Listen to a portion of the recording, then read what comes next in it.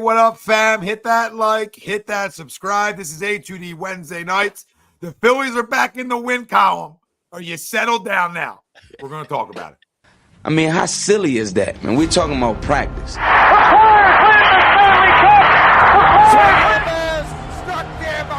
The Philadelphia Eagles are Super Bowl champions. Eagles fans everywhere, this is for you. Let the celebration begin. Welcome in, everybody. This is A2D Wednesday Nights, only on A2D Radio every Wednesday. We are brought to you by Baggio's Bread. New location in Mount Laurel, New Jersey. Go check them out. Use promo code A2D and get 10% off your in-store order. That's Baggio's Bread, Mount Laurel, New Jersey. As always, Mike Mataraki, Heel Chrome, Greg Moakovic, Luke Brown. I'm Tom Arnone. Everybody out there, welcome in. Jimmy Butler or Paul George again. We're going to circle the wagons on it. We'll preview Phillies Cardinals coming up. We also got a little London trip on the horizon, too, for the Phillies. So we'll dissect what's coming up for the Phils, and we'll look back a little bit. Sanchez ends their losing streak today. He was tremendous on the mound. So we'll dive into everything we watched today, and we'll talk about what we watched over the last, 3 to 5 to 6 games in that area. And our poll question, the Phillies' 3-game losing streak has raised your concern for the team. Do you agree or disagree? And you can let us know. Facebook, YouTube, Twitter, or everywhere you get your podcasts. Hit the like, subscribe, follow, and most importantly, join the conversation tonight with us. No. They're going to be concerns throughout the year. Did they fall into some bad habits? Of course. Were they bad with runners in scoring position? Yeah. But do you do those types of things when you're losing? Yes. And when you're winning, you don't. It's not this calculated formula, right? Timely hits win you baseball games. Great pitching wins you baseball games. It's really 101. They were doing all those things. And as expected, as we talked about last Wednesday, you smell some of this coming. Now, how fast can you snap it? We talked about the other night, hey, you don't want to make this go 3, 4. You don't want to turn it into a losing streak. Hey, you hit that number 3. It's real easy to turn around today and not come play baseball. They did. They responded. They got out of there with a win, right? And now you end the losing streak. And that's all you have to do to gain the confidence back inside a clubhouse. So am I going to tell you they're going to go 8-2 in their next 10? No. But could they be in that 6-4 range? Absolutely, which we'll talk about later on the show. But I have no big reason to raise my concerns. It doesn't change that they're still arguably the best team in baseball. They're number 1 in their division, and they gave themselves that luxury. The luxury of playing great baseball like they did for an extended period of time, like they did, then allows you to go through your little waves of a season, right? And they're going to hit a mark where they get hot as a pistol again. But I'm not saying it's okay. Putrid at bats, bad pitching. I sit here and I'm out of my mind. I'm yelling because I actually had a chance to watch it all, right? I actually had a little breather where I could watch every game. And I should have told you guys, this is what's going to come because Tom can dabble now. As soon as Tom gets invested, not invested, but invested in the being, I'm able to watch it and every inning, they're not going to hit. Bro, your timing could not have been any worse, right? No. Because you get invested when they go to 2 cities where they don't usually play well. They go to Colorado and they go to San Francisco. This road trip was doomed from the jump. And they dropped 3 in a row. And it was somehow it's your fault, right? Because you were invested. Completely my fault. Completely my fault because I was allowed to watch. Hey, Tom, come watch us lose. So I'm going to disagree, guys. It didn't raise my concern at all. My concerns are my concerns about them. And those things came out, through this little bit of a losing streak and bad play over the last 2 series. So, it's just the little things, and that's normal. That's normal. I'm with you. I disagree. The Dodgers lost 5 or 6 in a row before they went to New York and got healthy. It's going to happen to every team at some point over the course of a season. Hopefully, they don't have many more of these. But to your earlier point, Tom, they jumped out to that 38-15, 38-16 start, whatever it was. They gave themselves the luxury of being able to drop a couple of series on the road in cities where they typically don't play well. So no concern from my end. It should be. I like where your head's at. Yeah, and I'll piggyback off of that too. No reason to be concerned. I mean, this is exactly what we talked about, right? This is why you come out playing the way you did against teams that you normally play, that you in series that you would normally drop from last year, right? It's an opportunity this season. You needed to have that space for when you have these times. Not everybody's going to click all the time at the same time, right? But they played really well today, came out of it. They're going to be going against a St. Louis team that's playing really hot. I know we're going to touch on that, but this team's equipped to go right in and put a halt to that. So, I'm sure you're going to touch on the fact that St. Louis is hot. well, listen, I mean, I got to take what I can get over the last 2 years. I'll tell you that. But no, I mean, Philly's still impressive again to come out today and great pitching performance today, by the way. Yeah, he was really good. He was really good. Go ahead, Luke. You ready? Yeah, I'll keep it sweet and simple. Definite disagree. I mean, you're talking about if this were 3 home games, maybe a bit different. I don't like that San Francisco field. Something about like the thick grass. I think you saw a lot of different things where like T-Mac up in here. I'm just saying. I mean, I noticed it even just watching the game. I noticed it. I'm not, me, I'm not like the biggest baseball guy, but Luke doesn't like the plush green playing surface. I don't like it. I'm not a fan. I'm not a fan. I mean, I don't find it a coincidence that, you're not actual Gold Glove, but one of the better third basemen in all of baseball, just all of a sudden has 2 errors in the same game. It's 3 out of 162. There's no reason to get concerned. Looking forward, I saw someone bring it up earlier in the comments about the schedule getting harder. That's when I'm going to get concerned come June and July. If that division, win, advantage goes down, that's where I get concerned. And I understand Acuna went down and that helps the Phillies' chances. But at the same time, the Braves in regular season, they seem to always put up wins no matter what. That's when I'll get concerned. But for right now, they have a 6-game advantage getting into the thick of their schedule, and they're also getting an all-star level $300 million player back sometime soon. No reason to be concerned. No, I think that's a big point too, is that it's not like they gave up a lot of ground in this 3 games either. Right. It's one thing if, they gave up 3 games back, then you're like, oh, okay, well, that gap's going right away. Yeah, they're the same. 6, right? It's still 6. So it's pretty much been around 6, 7. For a good amount of time, even when we haven't been playing good baseball, because they haven't either. So not that you're just looking at us versus the Braves, right? But it starts with winning your division. I mean, that's where you set your goals to before a season starts. So that matters. And they're still really good, even without Acuna, even without Spencer Strider. Like, they're still really good. Like, Matt Olson's really good, right? Riley's really good. Okay, they still got Albie's really good. Like, they got players. Chris Sale's been really good. So it's not like they lost Acuna, they stink now. No, they're still going to be good. So I'm not telling you they're better than us, and I'm not telling you that losing Strider and Acuna doesn't kill you, but they're still talented enough and deep, and they're a good organization. So they're going to be in it. They're going to fight. I don't see them going away from it. I'm not telling you they're going to win the division, but maybe it gets a little closer. Yeah, for sure. I will. I'll raise the flag a little bit.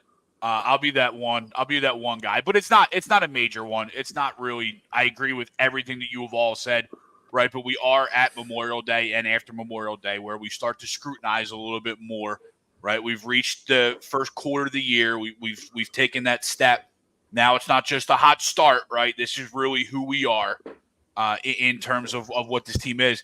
And the only concern I'll raise is just probably from a pure PTSD standpoint of it's exactly what we watched them go into when they lost last year at the end against the Arizona Diamondbacks, right? You hit the road, and then everything that you did at home and everything that you've been doing well went out the window, right? The bad at-bats came back. The bad pitching came back. The streaky bullpen comes back, right? And yes, they were able to write that today. And Cristopher Sanchez was absolutely dynamite today. But like you said, so I'll be that guy. I'll raise that little bit of concern, just more from a PTSD standpoint than actually probably true, real concern of this team. Yeah, because it can't be. Because at the end of the day, like we saw at the beginning of the year when they didn't hit well. Right? Like if you don't hit well, it's hard to win. So I mean, it's like 101. I won't even call it PTSD, Greg. I just call it, like Will says, ebbs and flows. Yeah. Right. Last year was like an all-time epic collapse. So I mean, that's always going to be in the back of our mind on how that ended.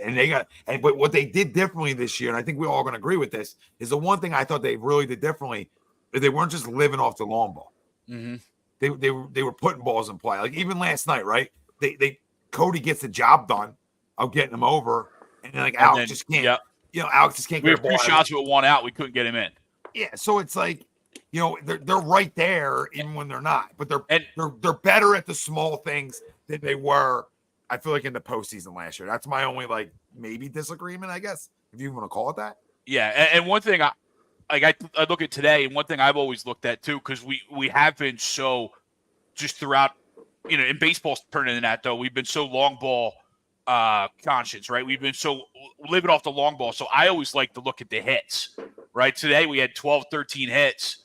So that's 6-1, but we were 2 for what? 2 for 15, 2 for 16 with runners in scoring position. So although we 6-1, it really could have been 10-1, 11-1, had some of those 12, 13 hits been with actually guys in scoring position. So kind of the same thing, Tommy. They're hitting the ball. It's just right now, they're just not getting those quote unquote timely hits as much as we would like, right? Yeah, and that's what they were doing great when they couldn't lose. Yeah. So, I mean, it's pressure situations, but we talked about this. The reason they went out and didn't play well on the road is their starting pitching wasn't as good. So this is what this team is based off of, right? They need dominant starting pitching. Every team does, right? It's an easy recipe for success. Well, Tommy, if you look back at this team last year or the year before, are you getting a slump buster on the last game of a road trip from Cristopher Sanchez? Absolutely not. No. That just tells you how much this player has matured and how good this team has gotten. I think that's a great point, Mike, because what he did today was he ends it, right? He ends it. Your essential 5th guy, right? Per se, or 4th, whatever however it's considered. But that's the guy who's saying, all right, I'm going to shut them down today. I'll end this. And that's on the road is a tough place to play too. Yeah, we talked about how bad they are. The high grass, the wind, the sun, the bay, like Greg was talking about last night. I mean, Wheels goes out, he throws a gem last night. Wheels is going to try to be the ace and the one to break the slump, and they just can't push anything across for him. So Sanchez basically takes the ball today and says, "Okay, I got to follow Wheels. Give me the rock. Let's go." And sure enough, man. 6 scoreless. I would have tried to let him go 7, but that's just me. I do think Topper's got to kind of start extending him a little bit, but man, no complaints about today at all. No, and it's such I think that's why we're different. But it's not like Wheels last night, Greg. Well, I agree with you. It was like last night was like last postseason. All right, nobody's gonna get a hit. We're gonna have 7 hits sprinkled throughout the game. Nothing of substance. Our bats don't look good. We're going to let different guys carve our asses up. We're like, okay, come on, guys. Can we stop having a Spencer Howard come in and get out of jams on you? How much did that suck, by the way? Right? It's like the guy we were talking about back in the day, Mike. Spencer Howard's going to be here soon. Supposed to be our Wheels, right? It's our guy. But it's just great to see. We don't need to sign a big free agent. We got Spencer Howard in the minors. We got Spencer Howard. Yeah. See how well that worked out. Winless for Spencer. But today felt like okay. If you go lose 4 in a row, then I'm coming on the night not happy, right? And here we go. You can't do that. You can't do that. And everything's contagious. So like Mike said, that wheel start last night became contagious and carried right into Sanchez, right? And that's contagious. Hitting's contagious. So I hope after a day like today, they can breathe a little bit more too. Because I think you start getting tight buttholes when you start losing a couple games in a row too. And you start pressing. If I'm not mistaken, they haven't been swept this year, have they? No. Okay. So, and I think that was probably a big piece of today too, was there was no way they were just, they were going to get swept. Sure, they dropped the series in Colorado and they dropped the series in San Francisco. They weren't getting swept. Not yet. I think that matters. Right, and obviously winning series matters too. And I do believe they're going to get back to those ways. I don't look at this team like they're like that at all. Like I think they're different, and we're doing it without Trey too. That again, that's the amazing thing to me, right? And it's got to be brought up at some point. Not obviously moving Trey to the outfield, but finding at bats for Edmundo and times to get him in the game more than we had previously before Trey got hurt. Well, it's answer for you, Greg. Greg, are you out of your mind? I am. Because now you're asking. Because now you're asking for the thing you hate the most. 100%. And I'm not disagreeing with you. 100%. When you got a lefty throwing, Mundo's playing second, or Trey is. One of those two is playing second. I'm not. Hopefully not second, but maybe left. Right? Maybe left. Maybe he's out left. Edmundo. What are we in Little League? Who's playing? He played a little bit of outfield last year. No, he was in there in the spring training. Last year. He had like 3-4 games last year in the outfield. He's done it before. I don't know why they think he can do it well, but they've done it. It's better than moving Trey out there. I'm not moving a $250 million man out there. That's fact. Or a $300 million man, whatever he is. But Tommy, you're 100% right. Like, I mean, he had changed this year, right? Like, and let's be real too. Winning on those strange lineup days, like that lineup today, with Mundo in the 2-hole, right? Like, we all knew that lineup was going to win today, right? Like, we knew because it was such a batshit crazy lineup that we knew it was going to come out and win. But winning it and him producing at this clip obviously changes my mind, right? And you got to somehow maybe find at bats for him more than we did once a week. Yeah, bet this is easy. This is the easiest thing in baseball history. I know what you did this offseason. I know that you moved a Gold Glove caliber outfielder to first base. So you want to solve the problem? Amundo plays third, Bryce goes to right, Nick goes to left. Problem solved. Yep. Problem solved.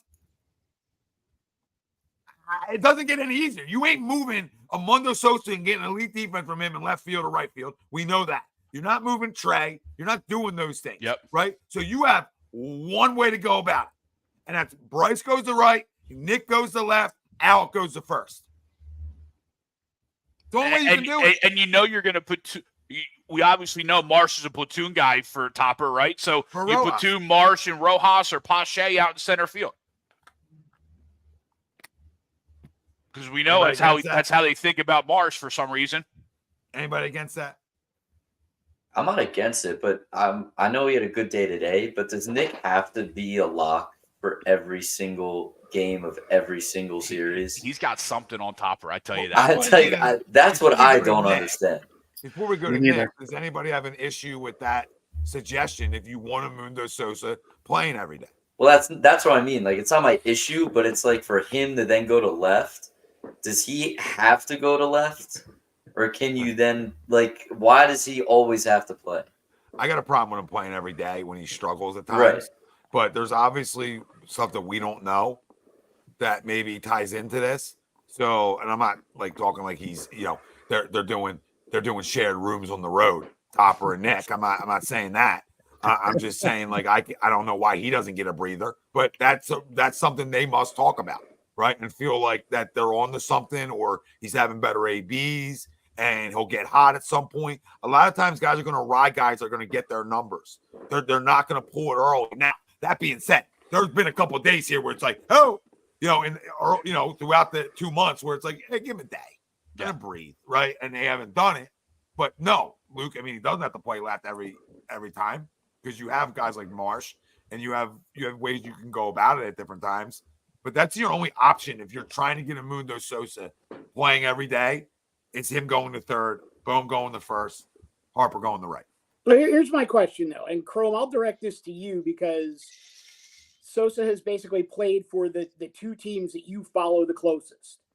Like, is Edmundo Sosa really an everyday baseball player in Major League Baseball? Like, is he a 160 type of guy? I don't think so. I don't believe so.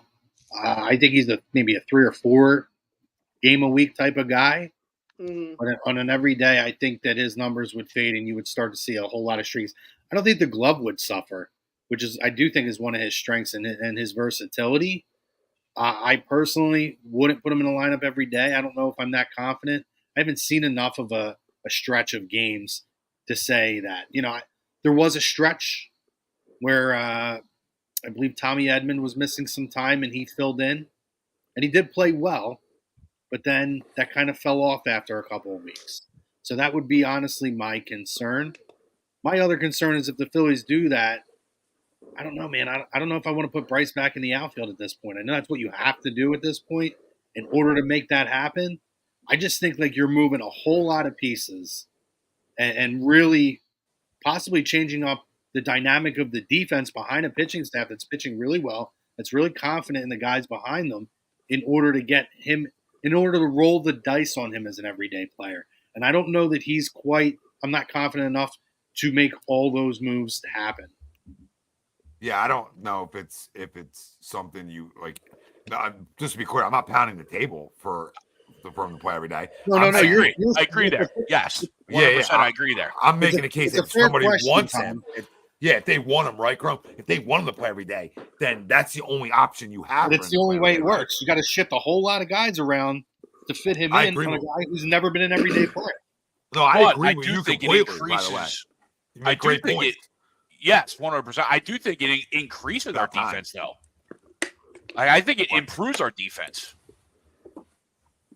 Yeah, I mean, I think Amundo's a better third baseman, and I think Alec will be just as good as the first baseman as Bryce is. And Bryce is obviously a great right fielder, and Nick is a good outfielder already. I mean, he does a good job. So yeah, but it's a lot of moving parts for the team that's playing really well, and I think there's ways you can probably get Amundo in the lineup on those 2 or 3 days a week, like Crumb's talking about. Yeah, I mean, to me, it's more of a concern of putting Bryce in the outfield again and worrying about a wear and tear. I think the move to first base was honestly really ideal for him at this point in his career. I don't know if I want to go back to that. You're going to get 100% effort out there, and he's a great defender in right field, pretty much overall. So I just don't know if I want to make that risk at this point. I don't think Bryce Harper I don't think he ever plays another game in the outfield for this team. No, I don't think so either. And that's the thing, right? Sosa would be nice if you could find a way to try it. You have to have Bryce Harper in the outfield or in the lineup every day. And I'm not doing anything that could potentially risk increasing injury opportunities. Yeah, I mean, he gets thrown at his face enough as it is, so we don't need anything more. Listen, I don't have a problem with Bryce Harper playing the outfield again. Like, that doesn't bother me. Like, you get hurt playing first base too. So it's not like we saw him going to a camera well, right? We've seen first day back. We've seen his arm get taken off on bad throws, right? Like we've witnessed the same types of things at first base. So you're not immune to it by playing the outfield either or playing first. It's equal opportunity to get hurt. But I think if you're going to talk about getting hurt, it's more of the arm part of it that would be the concern. And not that he's not fully healthy, because he is, but that's more his throwing motion going back out there. That's more concerning to me than him like running into a wall, because he could do that. He could do that anywhere. I think I said it to you guys when they made the trade, right? I did not want to see the Cardinals trade Sosa. I thought it was a great deal, great pickup for you guys. And to me, to maximize his contribution to a winning ball club is the versatility and not playing every day, but being able to be available to play in stretches where you need him, or that 3 or 4 days to spell guys, because he can play in a lot of different positions, honestly. And I think that's how you maximize what he can give you, as well as what that can be to the rest of the ball club. For sure. No, I couldn't agree with you more. I think he's a guy that when you're struggling or a guy's struggling, you give him a day. That's a Mundo, right? And he can play all 3 infield positions. So, that's no problem. You got 3 guys to rotate him through a little bit. Not that you're trying to give Trey a down day or not. But with Trey with his hammy, you want to sort of limit him when he comes back anyway. So Mundo's the perfect guy for that. Bryson, you got a tough lefty, right? And you want to. There's a game, right? That maybe you give him a start there, right? Alec, you have a essentially felt like a 5-hour game, right? he had one of those, and one of those in there the next day. So I think what you're saying is perfect because there's enough days in the week and there's enough positions he can play that I don't need to go changing up my whole life. And something that's working just to get a guy in the lineup that hasn't played 162. But again, the only thing I disagree with is that he can't, because he's gotten so much better as a player, as a hitter he has. So I won't guarantee that he can't.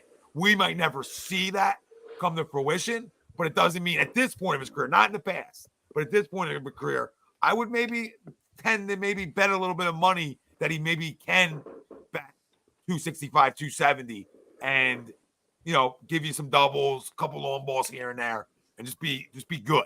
Just be good. Like nobody's saying he's not getting all-star votes. Yeah. Obviously. I mean, if it's like this, he would. But I have no problem giving him Whit Merrifield's at bats.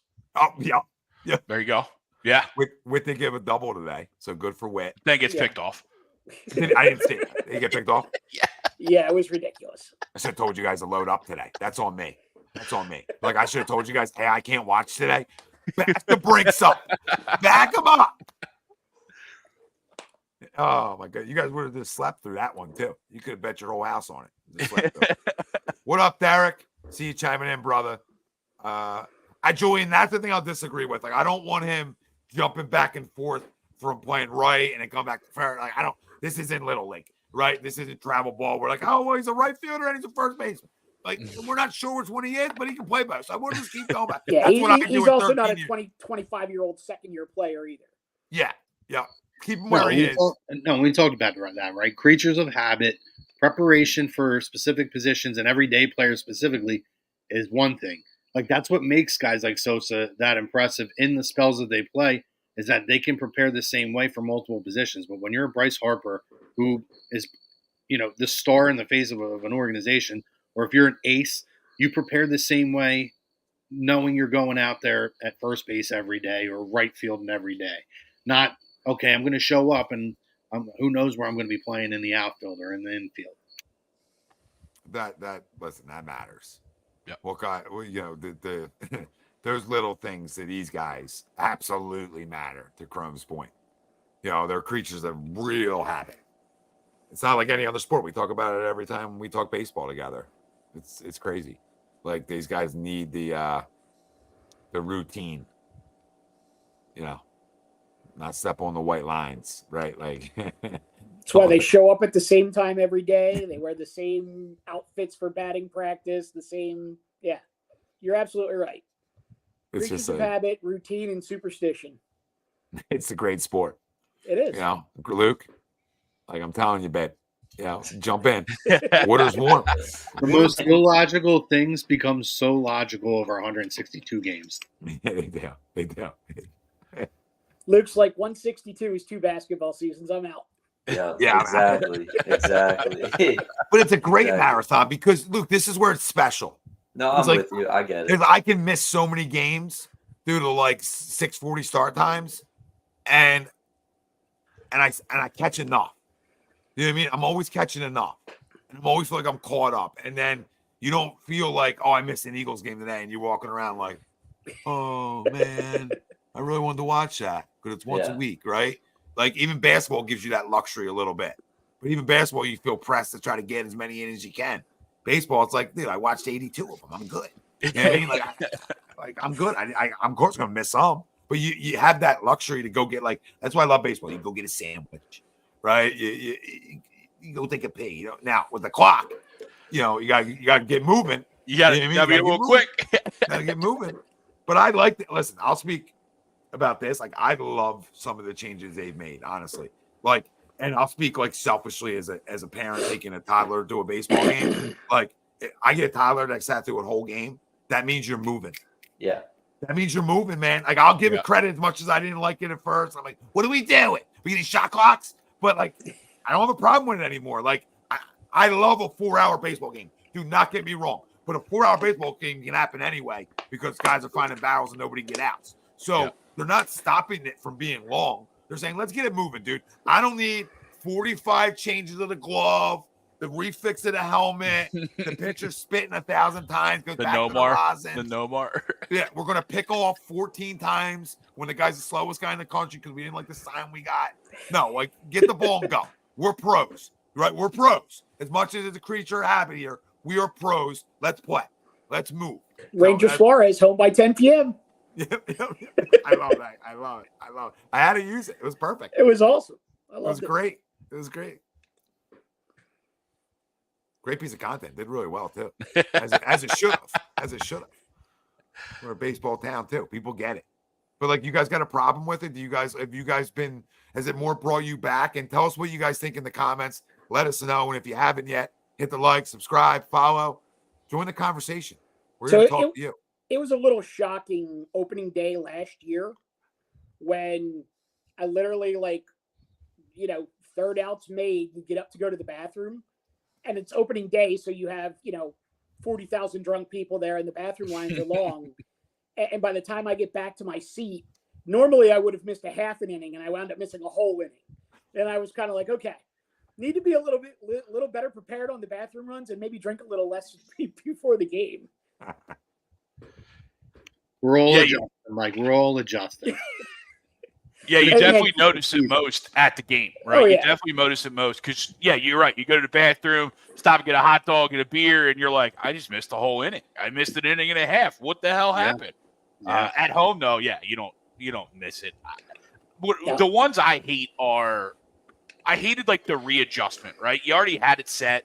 Did you really need? And we haven't really seen it too much this year, but did you really need to cut off another 2 or 3 seconds? Right? Was that really necessary? But the big ones that bug me still to this day is the new one with the blocking the bases and that one, right? But like the other stuff, you've gotten used to it. But like the tinkering that they keep doing is where I start to like get annoyed with them. Yes, because it's not baseball anymore, right? It's like fabricated baseball. Yeah, I'm just good with the clock. I'm not saying I'm good with any of the other adjustments. I'm just good with the clock. Yeah, because I agree. I like the clock. I think it does make the game more engaging, even for a more casual fan, to become more than a casual fan. I mean, I don't like the extra inning rules. I'm not big on that stuff at all. But overall, like I think I like that they've made a concerted effort to try to bring people back in terms of outside of the hardcores. And I think that it was a little bit necessary. And I think it's going to help in terms of people being more interested in playing baseball too. That whole conversation we had about marketing and everything like that to younger youth. I think this makes it easier because you can catch, to your point, Tom, you can keep the attention of a young kid a lot easier now at a younger age to where they can learn and understand the game at a faster pace at a younger age. Yeah, I couldn't agree more with that too. Kyle says the pitch clock in the minor leagues was always a guideline and not a hard rule. I didn't see a single ball strike called because of the pitch clock. It would disappear with 5 seconds left to let the pitcher know it was time to throw the ball. Major league umps give zero leeway on the clock. Yeah, I love that, Kyle. Right. And then Dale said when he worked in Durham and they were, testing that out and doing it, he said he knew adding it to MLB was going to be a good thing. And that's where I'm at. Like, I don't agree with anything else, but I think that the pace, I never had a problem with it, to be clear, either. I don't think any of us did, right? Yeah. Like, it wasn't like, you got to speed the game up, right? It was more like. Some of them Red Sox games were rough to get through, though. I mean, you'd have they were always on Sunday nights. So I was going to say Sunday nights until 1:30 in the morning. Good old Joe West back there. I mean, we're talking marathon games. So I wish, they could just shorten those games because no one wants to watch them anymore anyway, right? So yeah, I mean, just shorten those games. Like, I don't have a problem with it. The only time I really miss a longer game is I do like playoff wise because I did like that you had a little more time to kind of think through things and strategize. But as far as the 162 regular season, I don't miss it at all.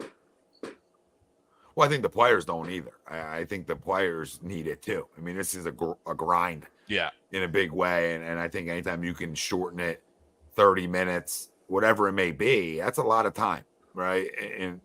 In time, you don't get extra time. So any way you can carve out those minutes, hours in your day. I think it's important. John, I don't care about the ghost runner and extra inning. It doesn't. That doesn't. I forgot that's even a thing. Like you know what I mean. I know we saw it twice, in this little road trip here, but I don't. It doesn't bother me. Like, honestly, I hate it. It's not a guaranteed run though. Like I like pressure, man. Like it's not. But I feel like every base runner needs to be earned. I feel like there's a happy medium because I think it was one of the minor leagues at one point that would let the teams play a 10th inning and they wouldn't go to the ghost runner till the 11th. And I think that was like, I think that might be a little better of a solution than just going to the ghost runner right away. But Chrome, I'm with you. And John, I don't like it either. Like, I would rather that. Like, I could get a little bored. You guys are really purists on me tonight. Yeah, it's so pure. I can get on board I can get on board with that. Like after the 10th or 11th, give them 2 innings to try to scrape, do it the traditional way, and then at that point, try to maybe shave off some time at that point. But the way it is now, I don't care for it at all. Yeah, I could care less about it. Like that's why I keep saying. Like I know what you guys are saying. I don't disagree with it at all. You know what I would do? 10th inning, nobody, right? Nobody on. You go to the 11th, put a runner on second. You go to the 12th, you're putting a runner on first. And if we work ourselves to the 13th, bases loaded, no outs. Have fun, boys. You want action? Because that's what keep in mind what they're looking for here. They're looking for action. Like that's their mindset. So we got to look at how they're looking from it. As guys trying to grow the game per se, and I air quote that, right, in a big way, but they're looking for action. And any way they can get quicker action is going to sell their sport. That's how they look at it, right? But Tommy, like 80% of the time you wind up with first and second anyway, because they put a guy on second, and if the manager thinks that the batter coming up is any kind of threat, they intentionally walk him. Then the next guy up is usually an automatic sacrifice bunt. It's almost become too routine. And to your point, they're looking for action, but it seems like it's the same action over and over again. You put a guy on second, intentional walk, bunt, sacrifice fly, yada, yada. Here we go. Yeah, my least favorite thing in sports, and this is where I'm going to be alone because I'm surrounded by a bunch of baseball guys and the comments will get me. And there's nothing they can do about it. I understand that. It's just the way the sport is. My least favorite thing in all of sports is the intentional walk. I hate it. And I get why the teams do it, and I get it. There's no way to prevent it. But as a sports fan, it absolutely kills me to see Bryce Harper go up there, with a guy on second with 2 outs in the bottom of the 9th inning, and he can't be the one to win the game. Like, that kills me as a sports fan. Yeah, but you're an NBA fan, right? It's no different than the last minute of a game. They're fouling everybody. They're just putting them on the line instead of giving somebody a chance. To me, that's like Luka Doncic last night, where it's like, you're the best player on the court. You better make your free throw, and he missed it. Like, I'm cool with that. At least they're getting extra shots, and they're not taking the opportunity away. I understand they can't. There's not a rule that could ever be implemented that could ever get rid of it. I understand that, but it kills it's me. Funny that you brought that up though, Luke, because I think isn't today the anniversary of like the day that Barry Bonds got walked intentionally with the bases loaded because they were afraid he was going to hit a grand slam. Like, oh my God, it kills me. It really kills me. That one I'm against. Julian, I like that even better. Like, so maybe in the 11th, you go ghost runner on first, per se. Then in the 12th, you go ghost runner on first and second, right? And then you just keep adding it through the 13th. And if you don't have any runs in the 13th, then you're just rolling out bases loaded again. Come on, somebody get a hit. Yeah, I like that. I like that a lot, actually. So you just go through it. I don't know if they'd ever do that because of Vegas and lines and stuff, but I would be fine if they did none in the 10th, first base in the 11th, and then the rest of the game, then you do the ghost runner at second base. I'd be fine with that. At least you have a chance, then you have to earn it a little bit more. But to Mike's point, I do feel like it's very routine. It just becomes a very small ball, very unexciting aspect of the game in extra innings, which is typically, historically, one of the most exciting times of the game. Martian, it does look like the Lombardi. Indeed it is. 41-33. Let's go. Let's go. I agree with you, though, Luke. I agree with you in a way, though, like what Jay's saying. Like I don't see how anyone disagrees, but I don't get the purest of it. There's no way to get rid of it. I understand that. But there's a way to get rid of it. You take it out of the game. Me. You take it out of the game. You can't do it? No, you can take it out of the game. They've taken everything else out of the game. I mean, if you talk about marketing, which, by the way, David said it earlier in the comments, like way earlier, and he's right. The fact that there's not a single game going on all day outside of baseball and ESPN doesn't televise one of them or any of these networks is a joke. But whatever. And you talk about marketing and how to get people involved. There's nothing going on in the sports world right now. You want people to watch something, it's right. This is the time. So if you talk about marketing and things like that, that just takes away like people like me who's not like the baseball purist. I want to see Bryce Harper in the biggest at-bat of the game. Like, that's just me. I don't want to see it get taken away from him because the way the rules are, you can bend them and twist them to a way where he can't have that opportunity. It sucks. Makes sense. I get where you're going. All right, what's our next stretch here? We got St. Louis for 3, Milwaukee for 3, all at home, and then it's over to London. Don't get any easier after that either. No, come home on the road Boston, on the road Baltimore, I think, right out of London. But thankfully, the Mets are an absolute dumpster fire. And getting worse. I don't know if you guys saw what happened tonight. One of the relievers, Pablo Lopez, was ejected from the game from the third base umpire as he's pitching. It's a 3-1 count in a game that's already over in the 8th inning. Gets ejected. Manager comes out, calms him down. As he's walking off the field, throws his glove over the net into the fence. And then gets cornered in the clubhouse and says he's on the worst effing team in MLBs. Jeez. Gotta love it from New York.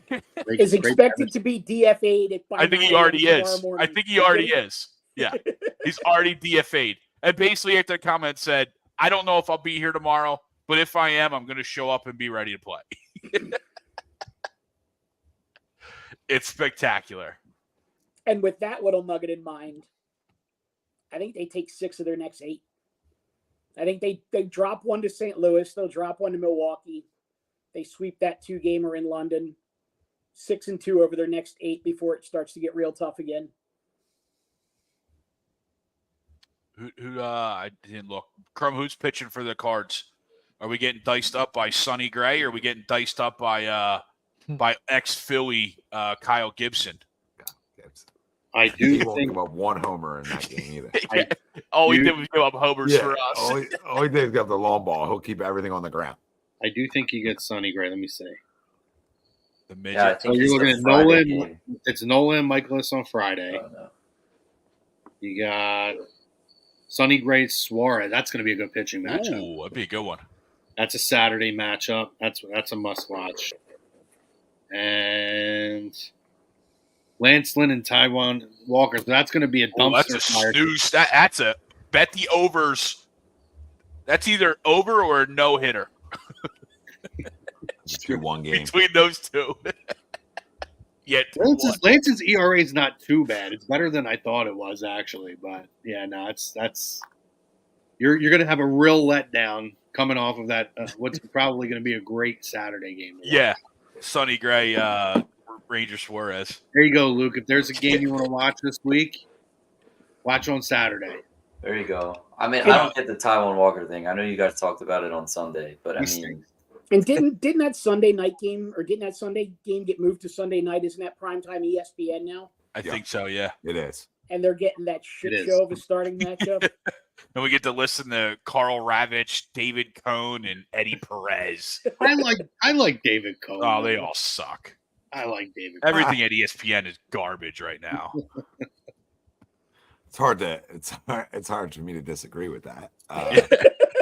Yeah, so I'm just going to stay out of this one. But I do love what Luke said about capitalizing on baseball season. One of my backup crumbs this Sunday was the fact that MLB doesn't capitalize on days like Memorial Day, days like 4th of July, where no other sports are playing, kind of in a way the NBA does like Martin Luther King Day and stuff like that, to where there's games on TV Like all over national. the place. They used to, Greg. Like, why Memorial Day do is only MLB Network showing games, right? Like, why didn't like Fox have a game, even if it's ESPN2, right? You know what I mean? Like, why Like didn't Fox or FS1. TBS or FS1, why didn't they have a game? They used to do it. They used to do it like 10 years ago. That's what's crazy. And it seems like you get less of the national primetime games, especially day games. You used to get games during the week every now and then. You don't get any of that anymore. Well, they can't figure out their rivalries well. They're not figuring that out well. And there's obviously a money issue here, right? That's what it comes down to. It comes down to the audience, your viewership, and how much money Fox is going to pay for a game, or ESPN is going to pay for it, or whatever. So they're obviously not paying enough for it, or they don't value it enough. That's on the league. I mean, there's a reason they're not paying it. It's because no one's watching it, and it's because you don't market anybody. We spent like 30 minutes yesterday. I think we spent more time talking about it, just the 4 or 5 of us, than they have the last 10 years. We made more progress. Yeah. I literally got canceled for it. So there is a way to fix that, though. You just change up your schedule so that there is one day game every single day of the entire schedule. And have Fox, Fox Sports. It doesn't even have to be like regular Fox. Yeah, you have FS1, FS2, FS7. Right, FS1, between FS1, ESPN, and MLB Network. Every single day of the schedule, one of them has to pick up a day baseball game. Make it happen. Why not a game? Why not a game in a day? Yeah, so I think they do that on the MLB app, right?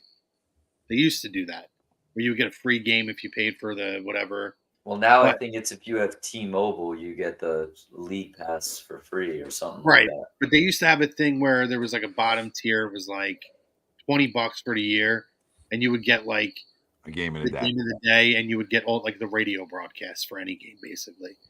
I don't know if they still do. I haven't subscribed to it in a while, but like I don't know why they can't say Tuesdays, right? They used to do like Monday night baseball and Wednesday nights and shit. Yep. They don't do any of that anymore. Like have a every Tuesday afternoon you're going to get a game, or every Wednesday afternoon you're going to get a game. I mean, I watched the Pirates and Tigers today. Not because I did think it was a Paul Skeens game. He pitched game too, but there was nothing else on TV during the day.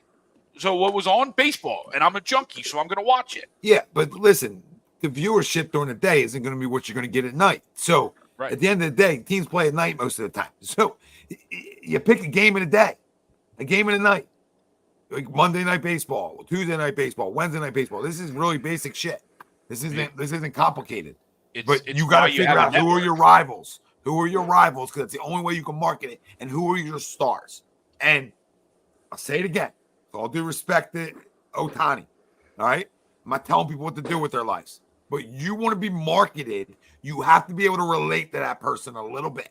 That's how marketing works. So if you don't speak any of the language, it becomes very hard to market. It just does. Look at Vlad Guerrero. Vlad Guerrero is an all-time great that nobody talks about because he never cared to learn it. Yep. And it took away. He never did an interview. He didn't do those things. You can't market a guy who doesn't want to talk to anybody. So you got a guy, we said it last Wednesday, you have a guy in Bryce Harper that's so marketable, and you don't take advantage of it. It's amazing. You want to keep running Mike Trout out the market. And with a bad team, that's how you keep trying to force feed the face of baseball. He's not. He's on a bad team, and he can't stay on the field. And he can't stay on the field. He hasn't done it for years. As much, all due respect to Mike Trout, right? But he hasn't. And you have other guys around the league that you can market. I mean, you don't got to. People don't like the Yankees. So but again, you got guys like Aaron Judge there. He's marketable, man. He's marketable. Do a better job with him in a huge market, the biggest market in sports. You got guys like Soto and Judge up there. Soto's marketable. The shuffle's marketable. Homers are marketable. You can look around baseball. You got a lot of teams that are very marketable. I mean, you don't got to go far with the Dodgers here either. I mean, Mookie Betts and Freddie Freeman is all you need. Yeah. You don't even need to go further to market the game. Mookie's a scratch bowler. I mean, you can market these things. They just don't do a good job of it. and they picked the wrong people to do it. Where's Mike Griffey? Where's Mike Griffey? You want to know why we fell in love with the game? Everybody on this show besides Luke is because of a left-handed sweet swing. Right? That's what we were marketed. That's what we all imitated. That's what we all tried to be, especially if you're left-handed. Even my righties will get in there and jack it up a little bit. We tried to go Oppo. We tried to go Oppo. They marketed like he was Michael Jordan of the sport. Right? Yeah. I mean, Tommy, I kind of think the other problem, though, is that they have to look locally before they go nationally. So, like, let's look at a team like Cincinnati, right? They're 8.5 games out of their division, and they're 8 games below 500. If I'm a fan of that team in Cincinnati, it doesn't really relate here because they're the best team in baseball, and it's easy to relate to, get involved, things like that.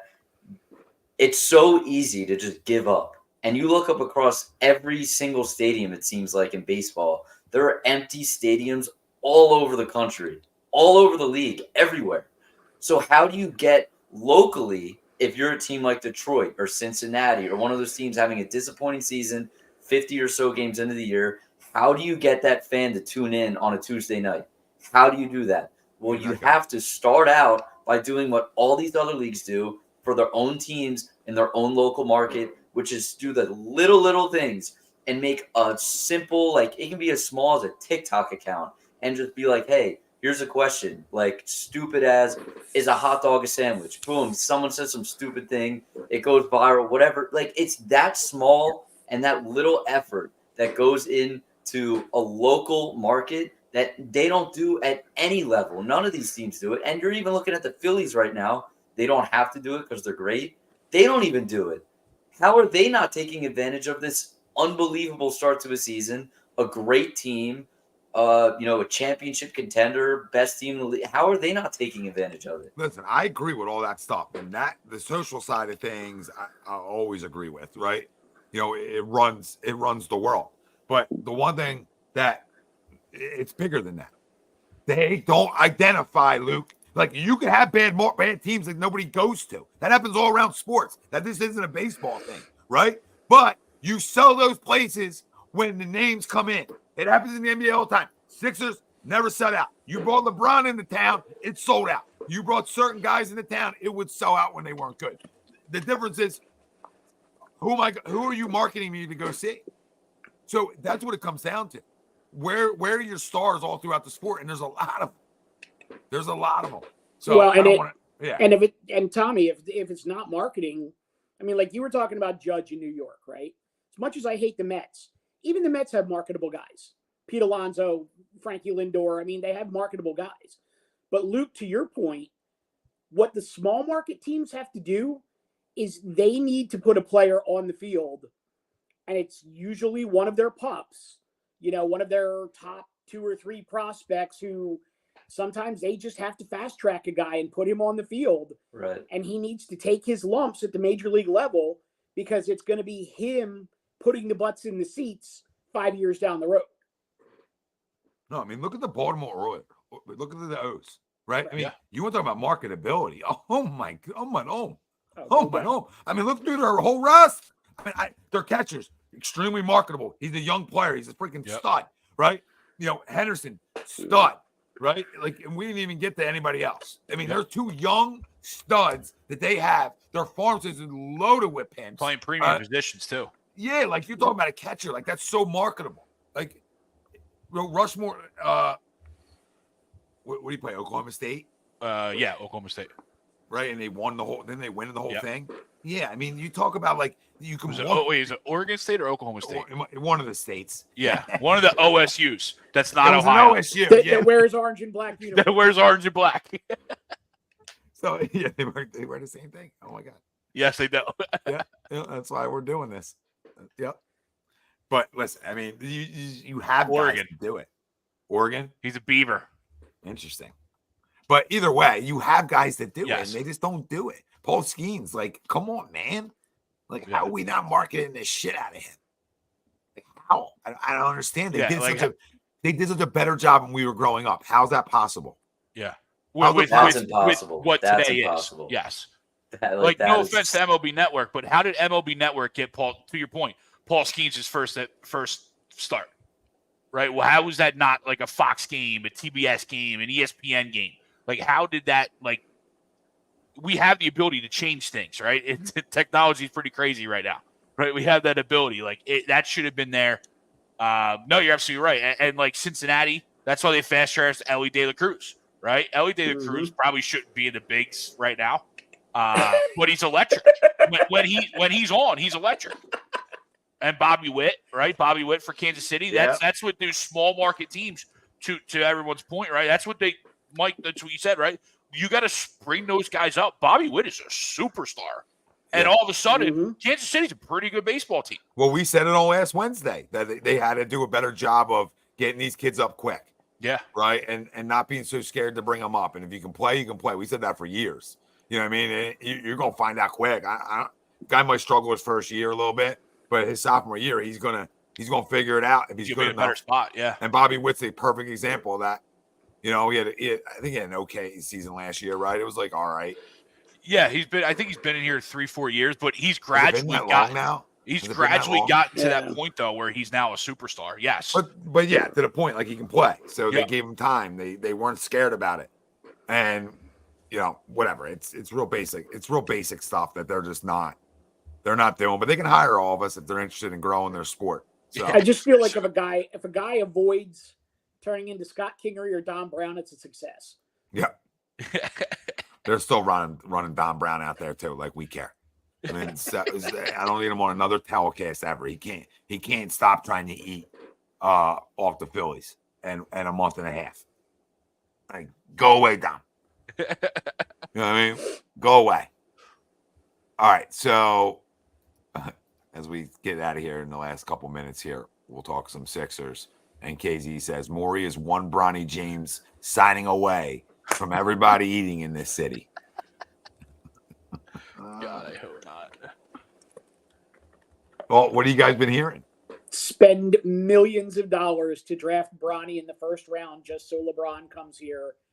One will never be, and the other's a has been. Hot take. Wow.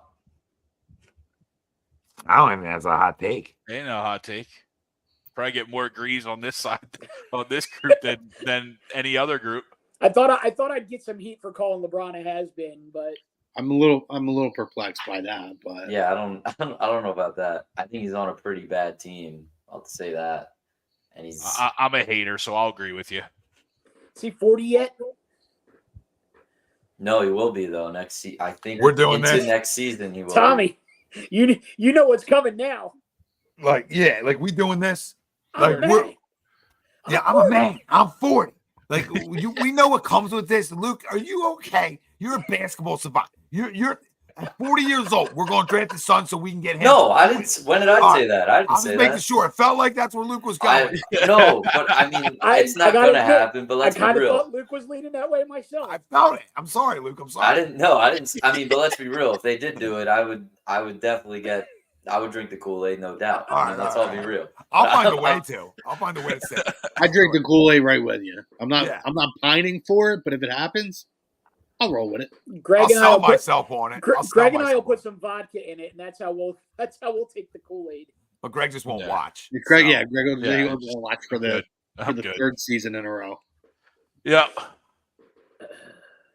Yeah, I would rather. I hate to say this. I can't believe I'm saying this with a straight face. I may rather have Paul George or Jimmy Butler. I definitely rather have Jimmy. It's going to be that. I mean, I don't want LeBron. Listen, I respect the hell out of LeBron. We've had this conversation, Luke. You know it, Crum. You know it. We had this talk, right? I'm not doing the 40-year-old thing, right? Like we're bitching about 35-year-olds, and we're gonna go here and pull a trigger on a 40-year-old. I know he's in great shape. I get it. He's a man. He's 40. That's fine. And this is Philadelphia. We know how this is gonna work. We know how that's going to end. It's going to be like a career-ending injury for LeBron James, the first month into it. Like, we know how that's going to end. I'm not doing it. We don't even have to talk about it because he's not even if we wanted him here and that was our plan A, he's not going to come here anyway. So it doesn't even matter. I think in terms of the Paul George, Jimmy Butler question, I understand why we're talking about it, but I think what the fans' perspective needs to go. If I'm Daryl Morey and I'm sitting in a meeting before we really go into things this summer, you need to say, all right, you need to do a few things. You need to look at the team still playing, and then you got to look in the mirror, right? What do those teams have that we don't have, and how do we get there? So I'm looking at a team this past postseason that had 2 guys who averaged over 30 points a game, and he got bounced in the first round. Now, you're free to your own opinion or whatever you want. I'm taking that as whoever was playing around them was hot trash. It was abysmal. It means you're not one player away. So I get it. You want to talk about Paul George and Jimmy Butler? Cool. I mean, we can have a conversation. But you are, though. Hold on. We are because that's what you are one player away. You're not. You're not one player away. You are. You're not. Taking. Stop it. Stop it. Because you can't go do that. Because you're essentially trading out Tobias Harris for Paul George or Jimmy Butler. Do not tell me that doesn't make you an Eastern Conference final contender. Because it absolutely does. I'm not trying to get there. There's not one way to do it, though. We're acting like there's only one way to do it now because that's what we're seeing. It's all about matchups. Everything comes down to matchups. You know why Minnesota's getting ran for their money? Because they don't match up well. That's the problem. It ain't about they're not good enough. It ain't about what they need or don't need. It's that their bigs can't match up against a small lineup like Dallas runs out. So everything you see in the postseason, and you know this, I'm not telling you anything you don't know, comes down to matchups. So I don't want to hear every team that you would go deeper and deeper and deeper against is matched up that way with guys running all around the court. They go 7 or 8 deep. Not saying the 7th guy is great, but he's playable for 15 minutes. Our guy, we were counting on Nick Batum. I don't care if you bring in Jimmy Butler or Paul or one of those guys. Guess what? Nick Batum was great. Fine. But he did not help the things that were the biggest problems in that series. You're out of your mind. You are out of your mind. If you had Jimmy Butler, status quo, no injuries, do not do this, Luke. Don't do this because you know that team without injuries is going to it's beating Boston. I'll say it right now. Jimmy Butler healthy, Joel Embiid healthy, beats Boston. I don't give a shit if it's me, Mike, Chrome, and everybody else running out there, even Greg for some cardio. All right, that team beats them.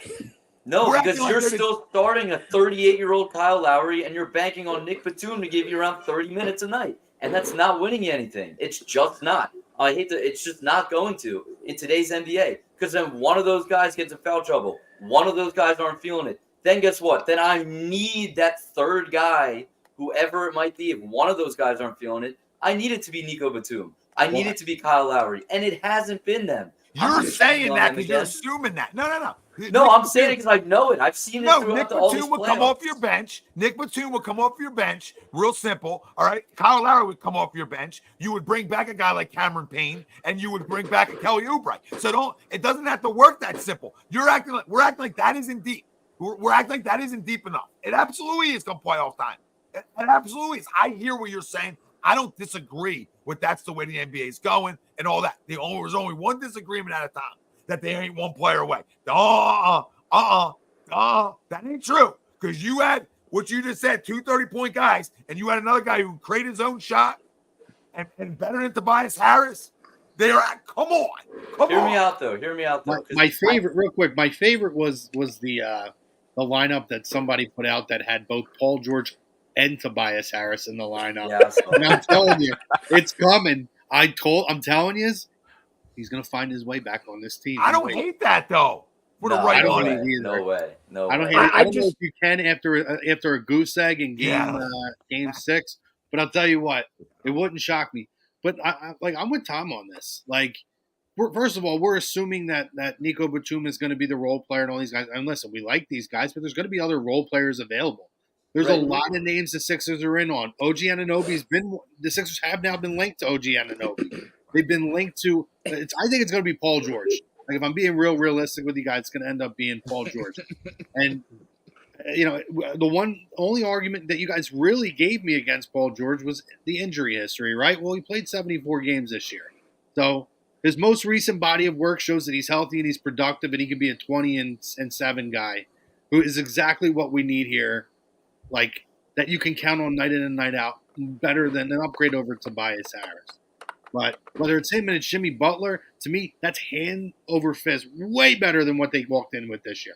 Way better. Not even close. I'm spot on. We're comparing it to a team that lost in the first round, though. Like, I don't want to be better. I want to win a championship. No, but that's a bullshit, though, Luke, because You had a not 100% Joel Embiid. When do we ever? We're always When going do to we have ever? that. But it We're doesn't always going to matter. have But that. We always have a not the reality is 100% Joel Embiid. And listen is to Tom when I better. said answer the phone, Luke. You can't have it both ways. Then we got to answer the phone. Okay, Greg, then answer the phone, Greg. but we live in a world where they're not going to. So, I Answer hear the phone you. for I hear So you. I'm going to fine Who we print this traded? shit then. I'm going to continue to fine print this, right? If healthy. That's the whole league. If healthy, Yeah. we just seem to have to say it more.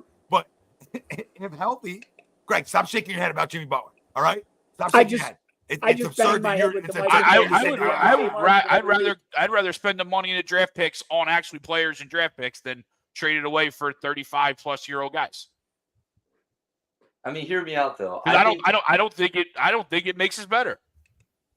And it comes back to the main point, that biggest fine print of all time. If Joel's healthy, I don't think he's ever going to be healthy when we need him to. I won't say ever, but it doesn't seem like it. I'm cool with it, right? I'm sipping. It's all season time. Everyone in the comments right now is exactly right. Everyone's saying Lauri Markkanen. That is the A1 name that they should be looking at. Him, I said it a few weeks ago. Him, Mikal Bridges, and DeJounte Murray are three guys who you can trade for who are making below star level money right now. And don't tell me you don't have the assets to get them, because after the draft is over, you have 7 tradable first-round picks. Not saying they're going to get rid of all 7. I'm not saying that. But what I'm saying is Lauri Markkanen has 1 year left on his deal before he's a free agent. Mikal Bridges has 1 year left on his deal before he's a free agent. If you give that one of those 2 teams, you're all in, an offer they cannot refuse, I would rather go that. This is all I'm saying with Jimmy Butler. I love Jimmy Butler. I drink the Kool-Aid in 2 seconds. But I would get one of those guys, trade for those guys, and have $45 million to spend in free agency. That's the route. Right. That's the point. I just said you don't say we're not one player away.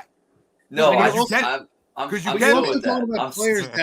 You're not talking about players that are in a situation that like these teams have to move on from, right? Like it's sounding more and more like Jimmy Butler's in a situation where Miami might have to move on from him. Just like every other team that he's been on. Stop they all get rid of him. The biggest sack walking in the He Wells all Fargo. runs his mouth, he runs his time, and he leaves the bridges burned, except for Philly, because, oh my God, we love him here. He loves Joel. We got a guy with a nutsack walking around finally. Like, why do we not want that at the Wells Fargo? Like, Minnesota, they're better now that he's gone. Oh, shut up. KZ, you're always wrong, too, because nobody even brought up Paul George. My argument ain't Paul George. My argument was Jimmy Butler. I'm not here pound the table for Paul George, but don't tell me Paul George is better than Tobias Harris. That's all. That was the point that we made. That is exactly the point.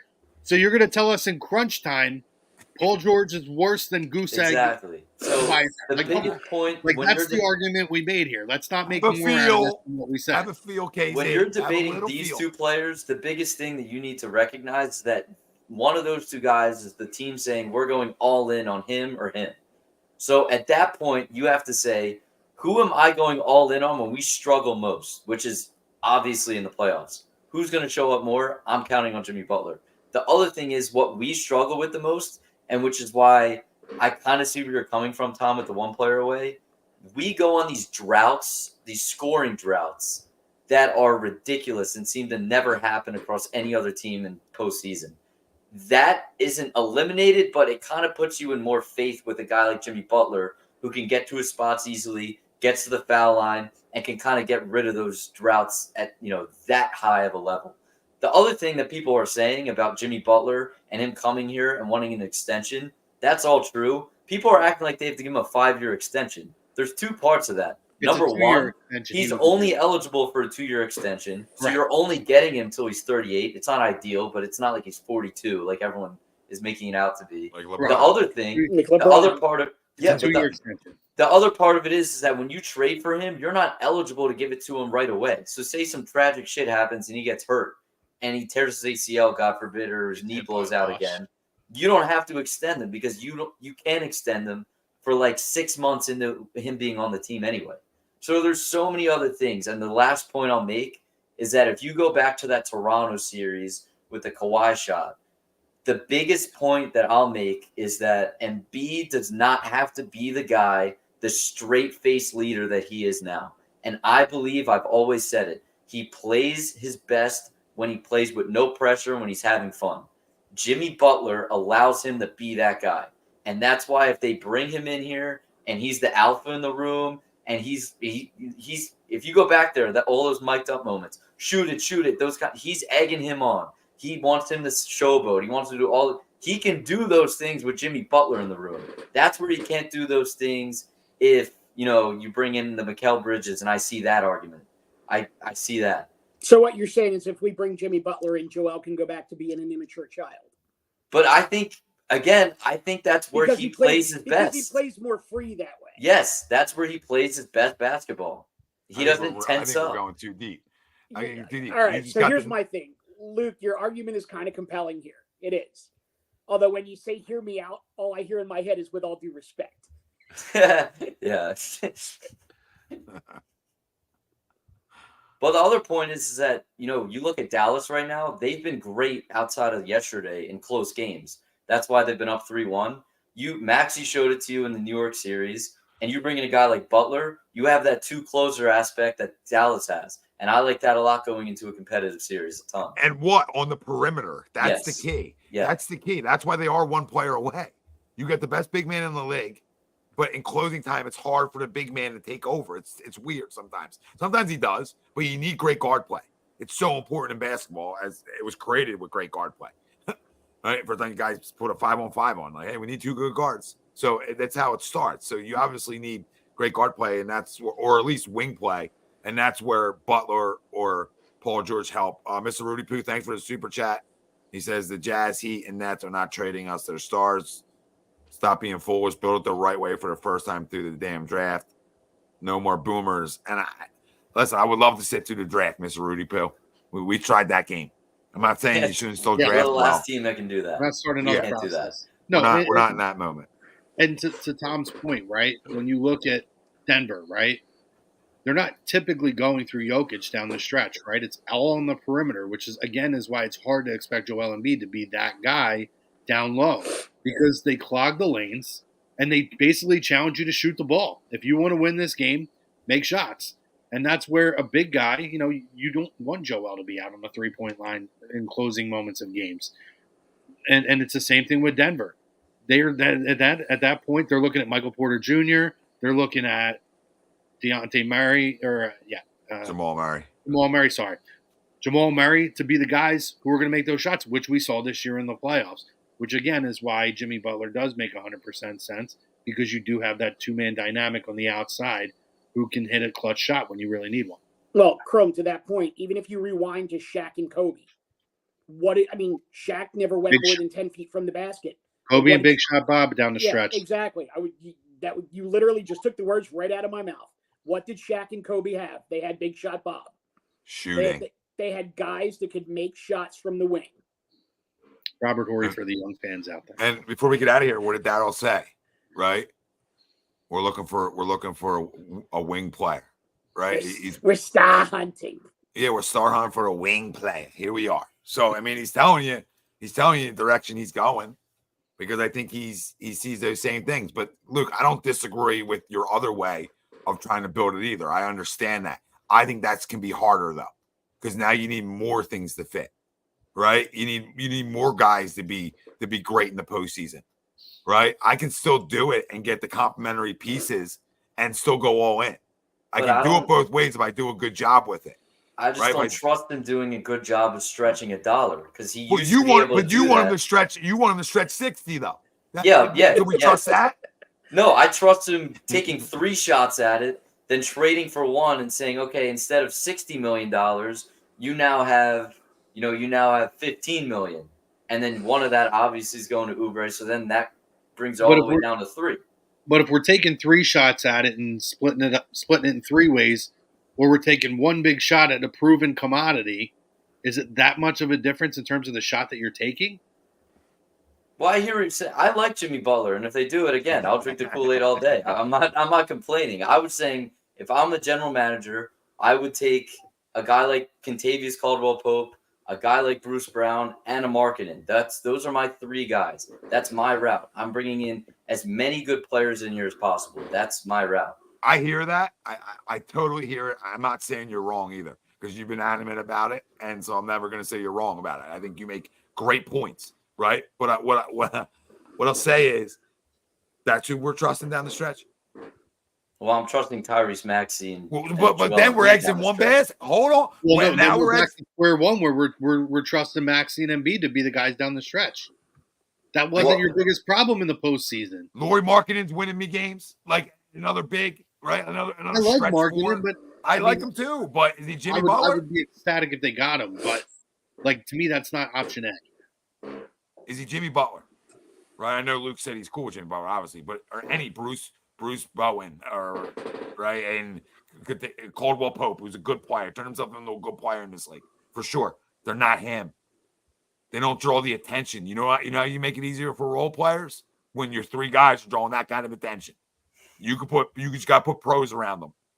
You just got to put pros around them. I just don't trust them to draft and stretch a dollar. You go get a Jimmy Butler, then I'm bringing back Buddy Hield because you can really stretch the floor. Because I thought he did a good job this year. I thought he did a good job. I thought, like, what he did at the deadline, before the deadline, and what he did with Harden and stuff, I thought he did a good job.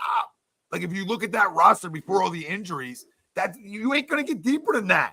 That's exactly what you're asking for. What they did is exactly what we're asking them to do again then. Because all they did was try to put the pieces around it. And then they made another move, right? Obviously. And then they changed up again. That's probably the only decision that was like, well, now we're adding more pieces. That's harder. But they did that partially because guys were hurt too. So, but if you look at that roster right when they made that deal with the Clippers, that's exactly the roster we're talking about right now. Exactly the type of players that we're talking about surrounding them with is what they went and did. It's not enough. It's what we've asked them to do for years, and they actually went out and did it. They sort of did it, right? Like, I'm not going crazy. Like, they sort of had that, Covington and Batum, and then they had Morris, Pat Bev. Marcus Morris, Pat Bev. Signed, but he was another guy. But that's the roster they built. It was deep. It was like, okay, complementary pieces. And they won a lot of regular season games before guys went down. So, best team in the league before Joel got hurt. Yep. To Luke's point, there's validity to it. It's not saying that can't work, but listen, either way can work. It's just got to be done right.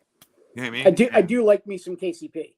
I do too. I would take him over Campaign or D'Anthony. Oh my God! In a heartbeat. Oh, not even a question. Not even a question. No question. But can I bring D'Anthony Melton back on a cheap deal? To right, like bench, like low money. If I bring a Butler in, yeah, I can. So like I can bring not crowning Campaign or Melton, but with that money I can bring them back. I have money to bring those guys back. Oubre's the toughest one, but he's not going to command $20 million a year. So can I get him for $8 million? Can I get him to stay in the same place? Can I give him a 4-year deal where it's like, okay, he's making a lot of money, more than he's ever made, right? So and he likes it here. I mean, there's ways right there. That team's really good. So there's not one way. That's the great thing about it. Yeah. So do you trust Daryl Morey? That's the last question that I have before we get out of here. Yeah, I was about to go there because you can say whatever you want about Daryl. This is the first year where he's had the assets. And I think looking back, I kind of think that's why he was so reluctant to trade everything and why he wanted this so bad. Because when he first got here, he had to get off Al Horford and he brought in Seth Curry and Danny Green. And then, he had the whole mess with Harden. He was right not to extend him. He had to get off of that. This is the first time where he's not like hedging something, where he can go and be like, I have the assets to really make a move and not say, how do I get out of this mess? This is the first time where he's really in this position. Because Ben Simmons and going and get Harden, you can say whatever you want about Harden. I don't really like him either. That was by far, even to this day, the best you were ever going to get for Ben Simmons. So, not even close. Yeah, so you're at a point now where this is the only time and the first time as his tenure as Sixers GM, president of basketball operations, whatever you want to call him, being the guy to make the decision moving forward. No, and I think it's fair to say that it's almost been like a mini process, right? Because a lot of people forget, because I see quite a few people when they try to kind of knock Daryl Morey's job down a little bit, they lump in Tobias Harris, which was a deal that was done well before he was here. Yeah. And that wasn't a Daryl Morey deal, right? So not only did he inherit a really bad situation with Ben Simmons, he inherited a really bad contract given to Tobias Harris. So he's had to go through a lot of paces. They essentially had to wait out that contract. They had to go and, to your point, right? They got the best deal possible. In a no-win situation where everybody knew they had to move, they got a superstar caliber player who then they turned into assets and cap space. So he's basically, while trying to remain competitive, unlike before through a process, has kind of done his own little process to get to this point. So I don't think he's really made a bad, like the Buddy Hield move. At the point when he made that move, it made a lot of sense. Everybody said, oh, this might be the best trade of the deadline. Yeah. And I thought you saw a couple flashes in the playoffs when everybody was there and they figured out, hey, he's not going to be able to create his own shot. Let's find him on the floor, right? It looked good those last 2 games. So I do have faith in him. And this is where the job is, to me, this is now where his job really starts. Your 2 cornerstones are there. And now it's, what are you going to do now to put the pieces around them? He went out and signed a Kelly Oubre for a really great deal, right? There's been a lot of really good moves this man has done that I think he doesn't get the credit for because people get frustrated because of the end result, which I can't lay everything at his feet for that. No, he inherited things and he's working around it, like you said, Chrome, and I think he's done a pretty good job to get us to this point. So I don't know many more GMs that are going to have the patience to get us to this point and move on from a guy with his reputation already, where he could have stepped into any job, probably in some that had better situations. He didn't have to take a job at all. He was sitting on his couch. He left Houston. He didn't have to come here at all. He had a lot of money sitting on the couch. I guess the only question I have now for everyone here is, is anyone a Paul George guy? Say that's the move. I would be fine with it. I mean, I'm not beating the drum for Paul George, but I see the fit. And yeah, I mean, he makes sense to me. I mean, I know what the playoff history is. One thing, he's been healthy. The last year, he looked really good for the most part this year. I mean, that whole team's stuck in the playoffs. So, listen, like we talked about, I will find a way to sip the Kool-Aid as the season gets closer and try to sell myself on it. I would prefer Jimmy just because of the relationship and the toughness. But Paul George is super talented, and maybe he doesn't have that kind of failure playing with these 2 guys. I mean, he's never played with these 2 guys. Kind of, he got a little taste in LA with Kawhi, right? But Kawhi's never on the court. I mean, constantly hurt, and yeah, to your point, Tom, I was going to follow up with. He's never played with a big man the caliber of Joel Embiid, a special talent like Embiid. And I don't think he's ever played with a star on the rise at the speed that he's rising right now as a Tyrese Maxey. So I think it's a really great dynamic that his experience does fit into. Yeah, I agree. I think he's a high floor, low ceiling guy for us. You're definitely better than you were last year. Maybe you go to the conference final, but are you winning a championship? Trusting, as we talked about, Paul George in that moment, night in, night out, pivotal game 6. What am I getting out of you? There's so many players though. Anthony Edwards, not good in this series. Right? Yeah, totally. Yeah. You know what I mean? Karl Anthony Towns, everybody thought he turned a corner. He's not looked good in this series. Yep. So, my thing is you can find reasons with every player.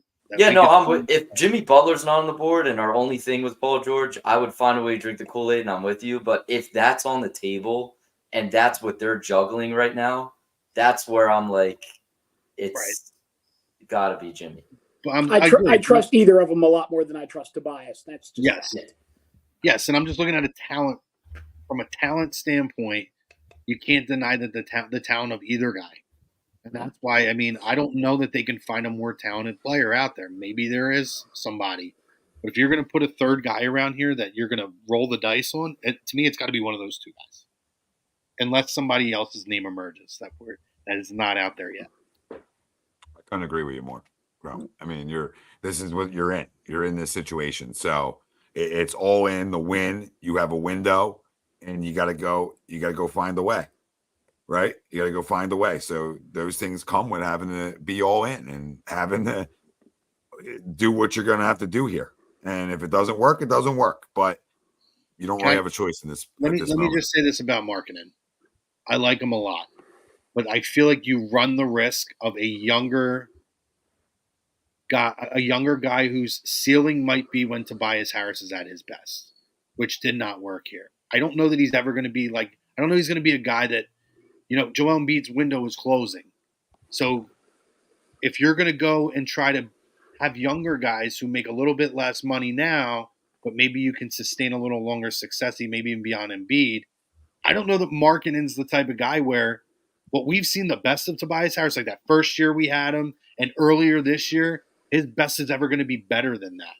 And that to me is just like it's not enough to where I would rather go all in now for the next 2 years and really make a run at it and try to go at it. Yeah, why is this hard? I need winners. I need winners. Like, this isn't like complicated. This isn't like hardcore math. This isn't calculus, right? I need winners. So who's the winner? Who's the guy? Well, we know who he is. We know it. This isn't hard. He's right in front of your face. You can go back and make it all right for when you didn't make it right the first time. This is real simple shit. You want an opportunity to win. You want to be able to beat Boston. You need toughness and a want to. And that dude doesn't want to, and don't think he doesn't want a ring. He doesn't have one. So that's the guy. So not he got his. What? How's he a winner if he doesn't have a ring? Like, you just ain't watching, babe. I don't know what else to tell you. I love you to death. I love you to death, and this is why I can tell you this. It's the most moronic thing you've ever died on a hill for. It's the most moronic thing you've ever died on a hill for. Like, I love dying on hills, right? I do it all the time. But you can't die on a hill that dude, he won Eastern Conference, did he not? He left here and he took 2 teams. He carried 2 teams to the finals. Third best player was Caleb Martin. You ain't watching. You're right. I'm not. I know, so that's what I'm telling you. Just sit back, enjoy the ride. That's why I have been. But I'm not going to call Jimmy. I'm not going to let you call Jimmy Butler a winner without chiming in. He's won. He's won more than anybody on this roster. Oh my God! Has he not? Well, yeah, we've all won more than this roster. But did he not win Eastern Conference Finals? He did. Does it not count for anything? We still crowned. Hold on, we're still crowned on one for the same damn thing. For the same thing Allen Iverson did, that dude went and did. He did the same thing. He did the same exact thing, and we're still sitting on it. We're still hanging back. We're still talking about that. That's all we got. Don't even do this at 12 o'clock That's tonight. all we This got. is supposed to be our heart cut off, and you're doing this crap. I'm done. I'm done. Guy hung banners. We're still talking about the banner hanging on what? I will say, on a positive note, though, going back to trusting Daryl Morey, right? This is where Daryl Morey was at his best when he was able to be creative.